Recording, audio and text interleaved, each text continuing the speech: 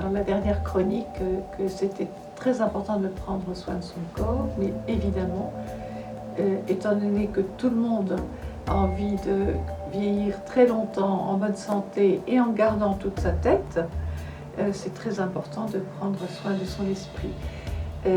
J'ai remarqué que le spectre de la maladie d'Alzheimer pèse sur tous les esprits. Ce qu'on sait, c'est que le cerveau, les neurones, ne constituent pas un stock qui s'épuise, mais au contraire, les neurones sont appelés à se renouveler sans cesse. Et ça, c'est une très bonne nouvelle. Donc, les neurosciences, aujourd'hui, s'intéressent de très près à toutes les pratiques qui permettent justement cette plasticité neuronale.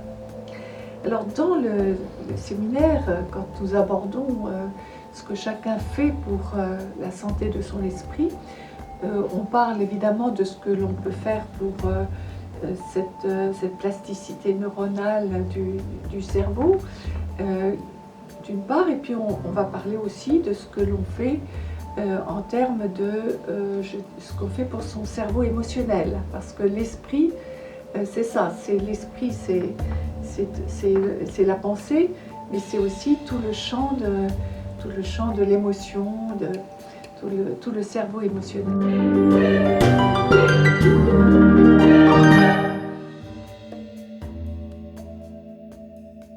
Nous échangeons sur ce que les uns et les autres font pour garder l'esprit ouvert. La curiosité d'esprit, c'est quelque chose qui ne vieillit pas. Continuer évidemment à lire, à s'informer, à écouter la radio, regarder la télévision, assister à des conférences, c'est continuer aussi à apprendre, c'est quelque chose effectivement qui permet de garder cet esprit ouvert. Le premier conseil, c'est d'éviter la routine, c'est-à-dire introduire tous les jours quelque chose de nouveau dans sa vie. Une petite chose. Moi, je donne des exemples. Par exemple, vous allez toujours prendre votre café le matin dans le même café. Changez un jour, allez dans un autre. Vous verrez la rue sous un autre angle. Petit changement tous les jours, parce qu'en fait, le cerveau aime beaucoup les petits bouleversements quotidiens. C'est ce qui va le nourrir et c'est ce qui va permettre justement aux neurones de refaire des connexions. Ça, c'est le premier conseil. Le deuxième conseil, c'est continuer à apprendre et à s'informer. Ça veut dire effectivement l'apprentissage, dont je me suis rendu compte que c'est quelque chose qui est très important. Les gens n'hésitent pas à apprendre une langue nouvelle ou à apprendre un instrument de musique. Dans un de mes séminaires, d'ailleurs, il y a une femme âgée, 80 ans, qui nous a raconté qu'elle s'était inscrite à un cours de persan au Langzhou. Et quand je lui ai demandé, mais pourquoi le persan? Parce que c'est une très jolie langue ancienne que l'on parlait en Iran. Et elle me dit, mais justement parce que ça ne sert à rien. Et j'ai trouvé sa réponse extraordinaire parce qu'elle montrait bien qu'elle apprenait non pas parce que ça allait lui servir à quelque chose, mais pour le plaisir d'apprendre. Troisième conseil, donc, se libérer de l'infobésité. Qu'est-ce que c'est? Eh bien, c'est quand on surcharge vraiment le cerveau d'informations. Alors que je viens de dire que c'est important de s'informer, mais pas trop. Il ne faut pas qu'il y ait une surcharge sur le cerveau parce que si il y a trop d'informations, au lieu de fabriquer des neurones, le cerveau va au contraire se mettre en panne. Donc, arrêtez d'être tout le temps en train de surcharger le cerveau. Il faut aussi qu'il puisse s'aérer. Donc ça c'est la troisième préconisation. La quatrième préconisation, c'est d'éviter les anxiolytiques et les somnifères.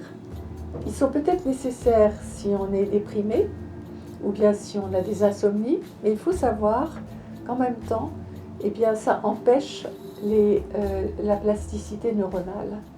Donc, quand on sait ça, peut-être qu'à ce moment-là, on peut essayer de trouver d'autres moyens pour lutter contre contre la dépression ou contre les insomnies, peut-être des moyens naturels, ou ce moyen dont je vais parler tout à l'heure, hein, qui est la méditation, qui est un excellent outil pour lutter contre la dépression. Le 5e conseil, c'est de lutter contre la sédentarité.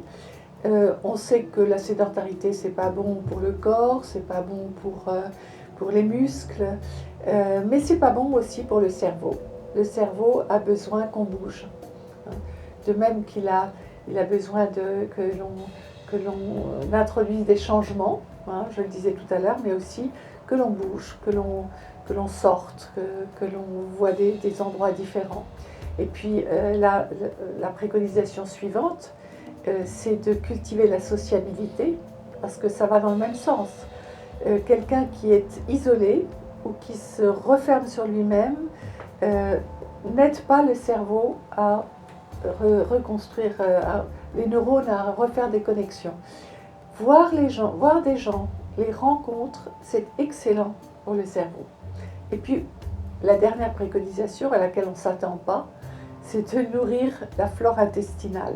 Alors on se dit, mais qu'est-ce que ça a à voir, l'intestin, avec le cerveau? Justement, il y a des liens importants entre le cerveau et l'intestin, et que par exemple, avoir une nourriture qui est variée, c'est quelque chose que le cerveau aime beaucoup, parce que ça va lui permettre justement de recréer des neurones qui sont importants dans la plasticité neuronale.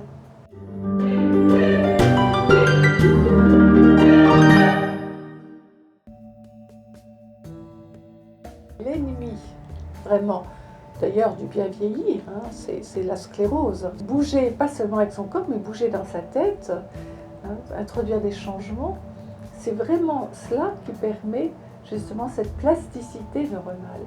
Vous avez ceux pour qui le contact avec la nature est très important. Aller marcher dans les bois, respirer, contempler un coucher de soleil, un lever de soleil, toucher les arbres. Puis alors il y a toutes les pratiques aussi qui relèvent de la relaxation, de la sophrologie, le yoga. Il y a une infinité de pratiques qui permettent justement de déstresser. Et puis enfin, il y en a une qui est très importante, que moi j'affectionne particulièrement d'ailleurs, puisque je donne à audience des conférences d'initiation à la méditation de la pleine conscience. Aujourd'hui, les neurosciences ont fait d'énormes recherches. On sait par exemple que 10 minutes par jour de méditation fait baisser de 2 points la tension artérielle. On sait que ça stimule aussi des ocytocines, des hormones, que ça ralentit justement le vieillissement cérébral. Enfin, il y a une infinité de recherches qui sont faites et qui nous prouvent que la méditation est vraiment une des clés du bien vieillir.